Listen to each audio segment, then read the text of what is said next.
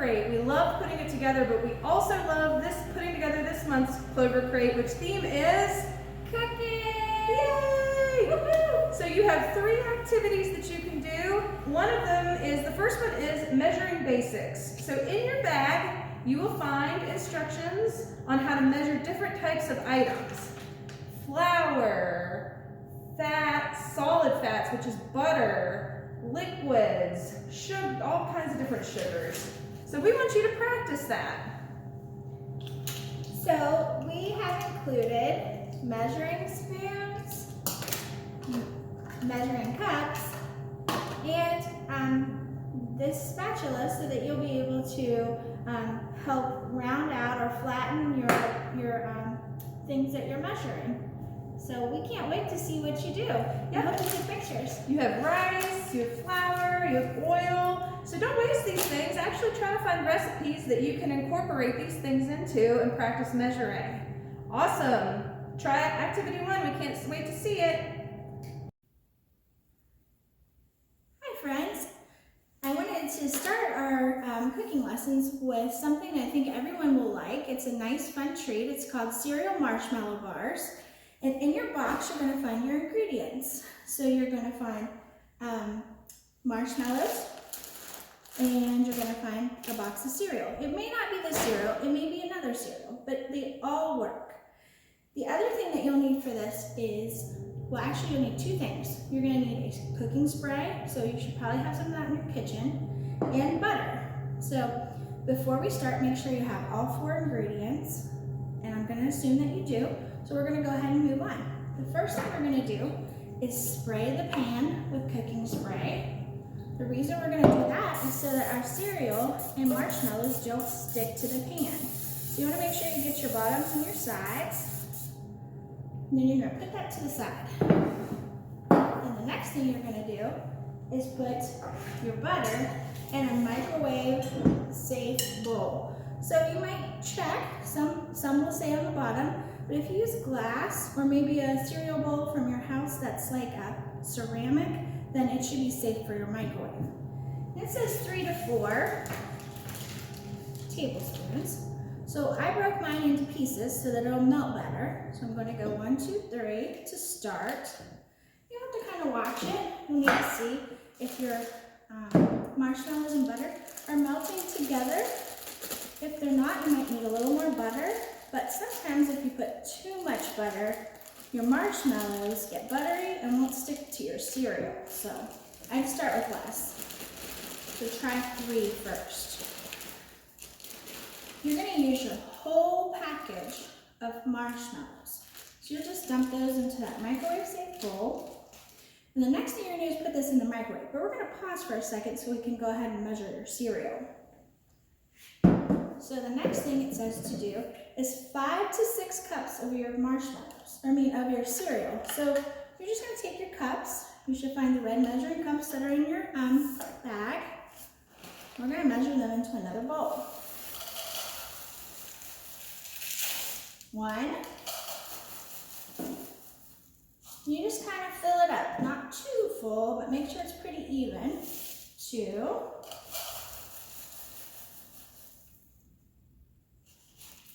3, 4, 5 cups of cereal. So you'll see that there's about half a box left. You'll be able to eat that for cereal and for your breakfast.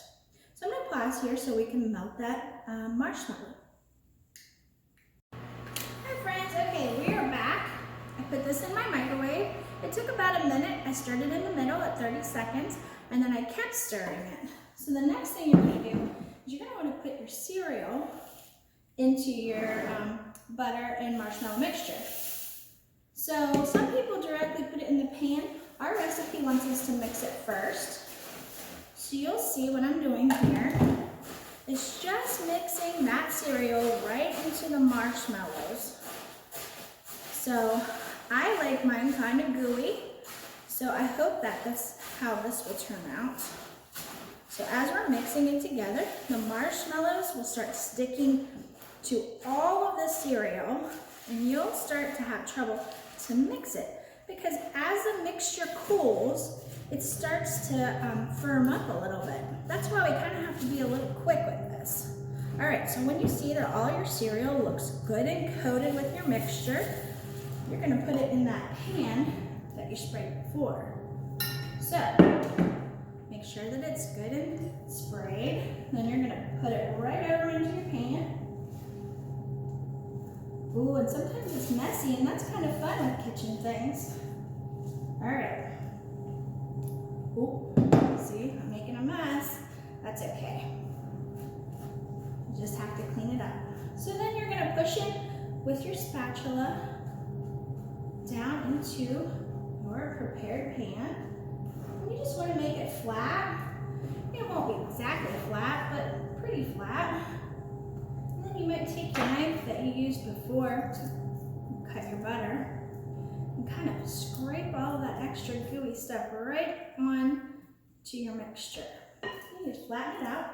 Then you set it aside for a little bit.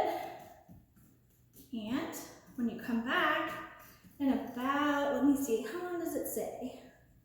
It doesn't tell us. So I would leave it set for like probably 15 minutes and let it set up really nice and flat. Then you can cut it with your butter knife, or your mom or dad can help you. And then you can cut it into pieces and share it with your family. So I think that that was a pretty fun, tasty treat to make. All right. Hey, it's Becca. I'm here to show you how to make the second recipe in our Clover crate. So I see that Heather made these beautiful Rice Krispie treats, and I cannot wait to try them. But we are gonna make easy to fix green beans. The first thing I did when I came in was I washed my hands and I cleaned the surface off. So that's always what you should do anytime you're cooking, you should always wash your hands, because you don't want to spread your germs to other people who are going to be trying your food. So what we need, first of all, I preheated my oven. That's the first instruction. So preheat oven to 375 degrees. Everybody's ovens are different. Some people have the little wheel kind of thing that you have to turn to preheat. My oven at home, we're at the office today, my oven at home, I have to push the buttons. So if you aren't sure how to do it, ask for some help. So I've preheated my oven to 375 degrees. The next thing it says for me to do, I have my casserole dish. Yours may look different than mine, and I have a ton of these at home, but I thought this would be a fun one to use since it matches our other one. So I'm gonna spray it like Heather showed you with our cooking spray. And that's so our green bean, this is called easy to fix green beans. I call this green bean casserole, but this is so that our green bean casserole doesn't stick to the pan. So I've lightly coated my baking dish with non-cooking spray. Now I'm going to mix my ingredients. So I have my handy dandy mixing bowl, and I have our 2 cans of green beans that were supplied in the Clover crate. I already opened those, so I used a can opener to open the top, and then I just drained the liquid out. So be sure that you drain the liquid out of both cans. Now I'm just going to empty them in to my bowl. 1 can, 2 cans, yum, I love green beans. So that is what it looks like. Next I'm going to put my soup in. So I have cream of mushroom soup, great for cooking. I'm gonna open the top. If you need help, ask for help. And I'm gonna use my spatula to make sure that it all it kind of just plopped in there. So that was a lot easier than I thought it would be. It says use a scraper to remove the soup from the can. The next thing I need in my bowl, that's what it looks like so far, see that? Is my milk. So this is kind of a goofy way to have milk. I had to bring it from my house. So I wanted to make sure that I brought it in something that would transport easily. And of course, I have to show my 4-H pride. So this is my milk. Yours is probably in a jug, right? And you need a 1/2 cup. So this is really important. I used to not do this the right way. Some people look at their line, pour their milk into their measuring cup from above, but you can't really see where the line is. So you gotta really get down, and you really gotta measure that out to make sure that you get the proper amount. So I need 1/2 of a cup Oh, that line is hard to see. Let's see here. Looks good to me. So I'm gonna pour that in with my green beans and my soup mix. And I'm gonna mix it all together. Now I don't wanna mix it too hard because all my green beans will fall apart, right? But I wanna make sure that it's good and mixed together. Still kind of watery, gotta get that soup mixed in. This looks so good, I love this. We always make this at Thanksgiving time, and I love it. Maybe you're like, oh, I don't know, but everybody should try it. Now you're gonna pour this into your baking dish, just like this. I can't wait to share this with the people in my office today for lunch. And spread it all out so it's nice and even in your pan, in the casserole dish. And next thing I'm gonna do is I'm gonna take one of my bags of potato chips. I'm gonna crush them up. Fun. And I'm gonna sprinkle them on top of the casserole. So, it says to use a half a cup. I suppose I should maybe use that. What I really was going to do was just sprinkle them on top.